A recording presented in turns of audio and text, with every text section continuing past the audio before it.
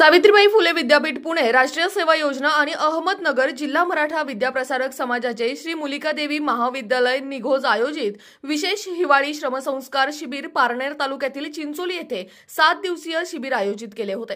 शिबिरात अनेक कार्यक्रमांचे आयोजन करण्यात आले होते। शुक्रवारी श्री मुलिकादेवी महाविद्यालयाच्या वतीने विद्यार्थ्यांच्या सांस्कृतिक कार्यक्रमाचे आयोजन करण्यात आले होते।